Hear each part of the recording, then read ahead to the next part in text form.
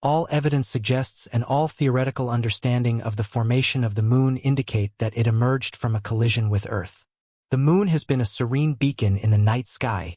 However, recent observations suggest that it's undergoing a terrifying transformation. Seismic activities and mysterious changes in its surface hint at a potential disaster. Could these lunar shifts trigger catastrophic events on Earth? What chain reactions might we expect from our celestial neighbor? And most critically, how could these alter life as we know it? Come along as we delve into the terrifying transformation of the moon that could provoke a huge disaster on Earth. The Apollo 11 mission marked a monumental leap in space exploration, not only for landing the first humans on the moon, but also for bringing back invaluable samples of lunar rock and dust.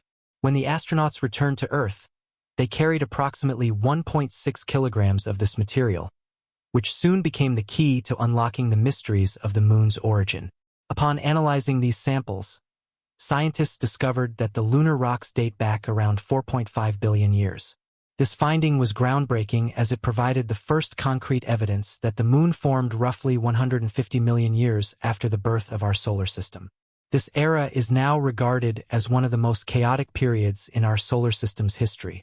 Astronomers believe that during this turbulent time, the inner solar system was teeming with around 20 small planets. These planets frequently collided with one another, and through these violent impacts, they eventually formed the 4 terrestrial planets we know today: Mercury, Venus, Earth, and Mars. One of these cataclysmic collisions is thought to have given birth to the moon. The moon's formation is linked to a colossal impact between Earth and a Mars-sized celestial body, which scientists have named Theia. This impact hypothesis suggests that when Theia collided with Earth, it shattered into countless fragments. These fragments, along with vaporized rocks and gases from Earth's mantle, began to merge. Over millions of years, these pieces coalesced into a disk that eventually formed a molten sphere. As the sphere cooled, it solidified into what we now recognize as the moon. For decades, this impact hypothesis has been the leading theory since it was first proposed in the mid-1970s. However, recent research presents a compelling twist to this long-standing narrative. New evidence suggests that the moon might not have formed gradually over millions of years. Instead, it could have emerged in a matter of hours. One critical aspect of the traditional hypothesis is the assumption that the moon is primarily composed of material from Theia. However, the analysis of lunar rocks challenges this notion. The chemical composition of these rocks closely resembles that of Earth's rocks rather than that of a foreign celestial body like Theia. Furthermore, the isotopic signatures found in lunar samples are strikingly similar to those found in terrestrial rocks, but markedly different from those found on Mars or other parts of the solar system. This evidence strongly indicates that much of the moon's material originated from Earth.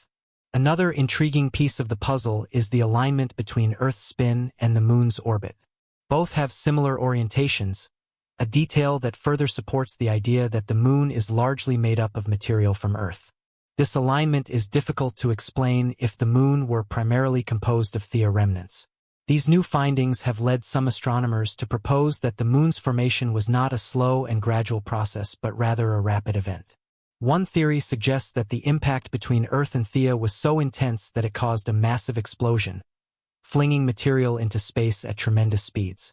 This material could have coalesced into the moon in a very short time frame, possibly within hours. Such a scenario would explain why the moon and Earth share so many chemical and isotopic similarities. If the moon did form rapidly, it would reshape our understanding of planetary formation processes.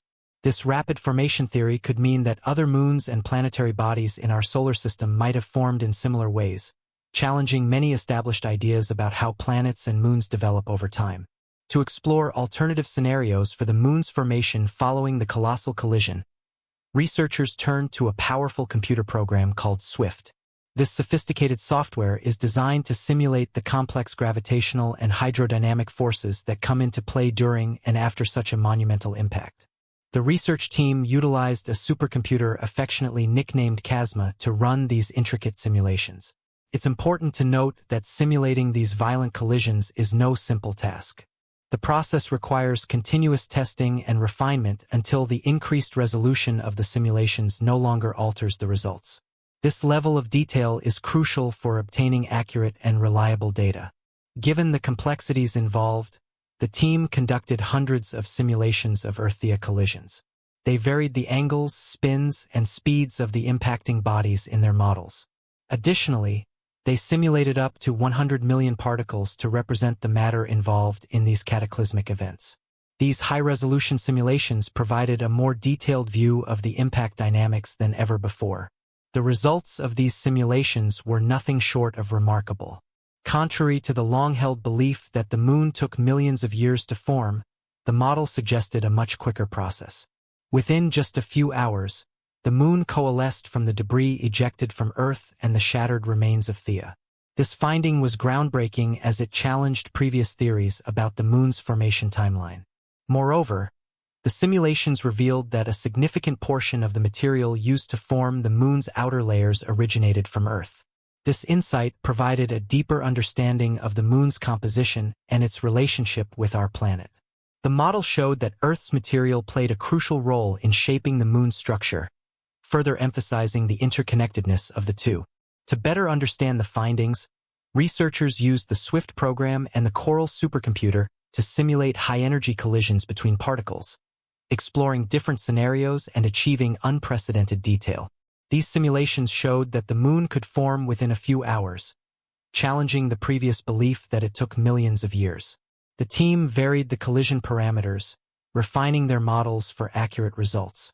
They discovered that much of the moon's material came from Earth, suggesting a close relationship between the two bodies. High-resolution simulations indicated that a rapidly forming moon could survive tidal forces and be pushed into a higher orbit. This new theory explained the moon's wide, tilted orbit, thin crust, and partially molten interior. However, to confirm this theory, scientists need to examine rock and dust samples from deep beneath the moon's surface, which remains a key objective of ongoing lunar research missions. These efforts will help verify the simulations and enhance our understanding of the moon's evolution and its interconnectedness with Earth. The simulations offer a clearer picture of the moon's evolution over billions of years, and accessing deep lunar samples is crucial for ongoing and future lunar missions to confirm these simulations and refine our understanding of the moon's formation. This research not only enhances knowledge of the moon's origins, but also sheds light on planetary formation and evolution in our solar system. Unlike Earth, which has been shaped and reshaped by various geological processes, the moon preserves ancient clues about the early solar system. The Apollo program, initially driven by Cold War rivalry, left a lasting scientific legacy by bringing back 382 kilograms of lunar rocks and soil. These samples provided insights into a massive collision between early Earth and a Mars-sized body, forming the moon and influencing Earth's evolution. The moon's surface, untouched by erosion or tectonic activity, serves as a pristine record of solar system history. Future lunar missions aim to explore unexplored regions and obtain deeper samples to uncover more about the moon's formation and evolution. Studying the moon is crucial for understanding Earth's history, and ongoing and future missions will help unravel the mysteries of our origins. William Hartmann's 1974 theory proposed the moon formed from debris of a collision between Earth and a Mars-sized body named Theia, reshaping our understanding of lunar origins. The impact caused Earth to spin faster, and debris from both Theia and Earth was flung into orbit. This debris eventually coalesced to form the moon. During this violent process, volatile compounds like water evaporated, leaving the moon dry. The composition of the moon, primarily derived from the mantle of both Earth and Theia, explains why it is less dense than Earth. While the moon has a solid iron core like Earth, it is relatively small. From this tumultuous beginning, the moon gradually cooled, and the molten surface solidified into a crust. However, the moon continued to endure intense bombardment in the chaotic early solar system. The moon's battered surface is evident in a global elevation map compiled by the Lunar Reconnaissance Orbiter, which shows the extensive impact over its history. The Apollo astronauts encountered rocks formed from widespread volcanic activity, a secondary effect of the numerous impacts.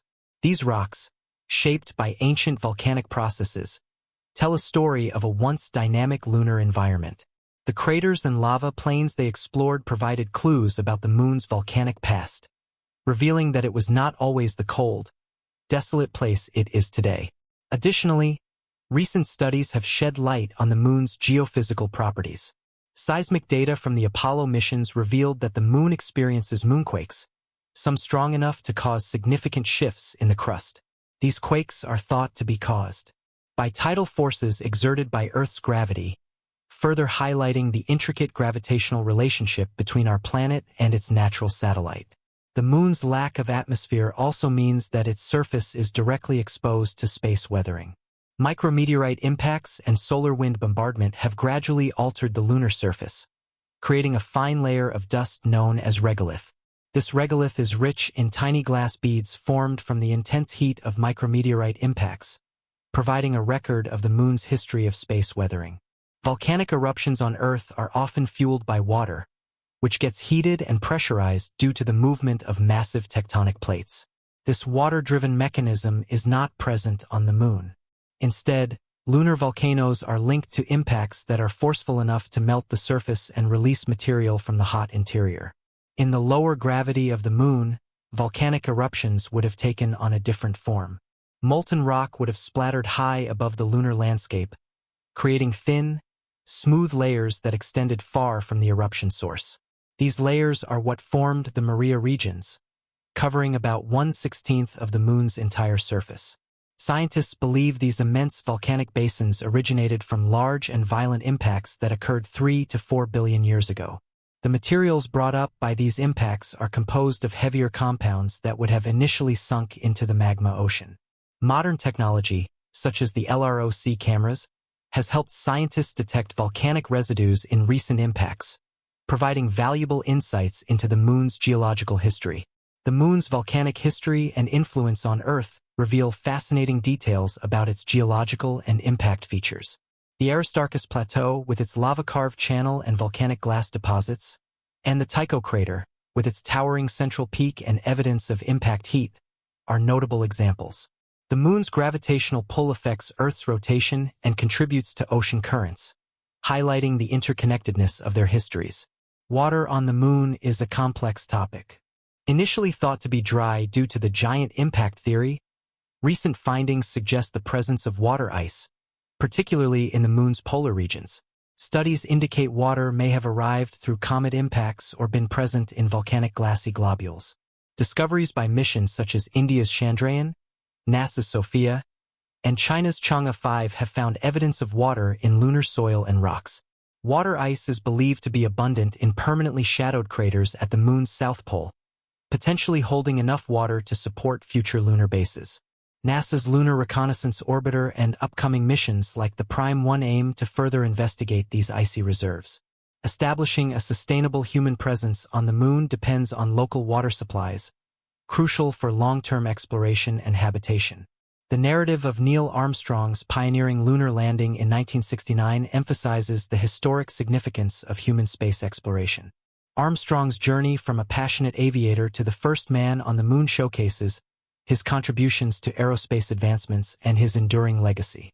The Apollo 11 mission marked a historic moment on July 20, 1969, when Neil Armstrong and Buzz Aldrin landed on the lunar surface, famously uttering Armstrong's iconic words, "That's one small step for a man, one giant leap for mankind." During their approximately 2.5 hours on the moon, they conducted experiments, deployed scientific instruments, and left behind a plaque commemorating their visit.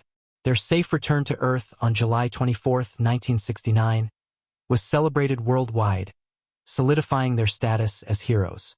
Despite this acclaim, skepticism persisted with theories suggesting the moon landing may have been staged. These theories were fueled by anomalies like the movement of the American flag and the appearance of the lunar environment in photographs and videos, challenging the authenticity of this monumental achievement. Their experience in the public narrative and the intense public attention and pressure to maintain a specific narrative could have contributed to their discomfort during the interview. This pressure, especially if they were concealing a significant secret, would increase stress levels, making it challenging to appear natural and at ease. There's also the fear of making mistakes in revealing the truth, which could explain their cautious and measured responses. This fear might have led to a lack of spontaneity and enthusiasm in their storytelling about the moon landing. Overall, interpreting the astronauts' body language and behavior is integral to the moon landing conspiracy theory. These nonverbal cues are seen as pieces of a larger puzzle, suggesting a sophisticated hoax where the astronauts, despite being honorable, were pressured to perpetuate a false narrative for pride or strategic reasons during the Cold War era.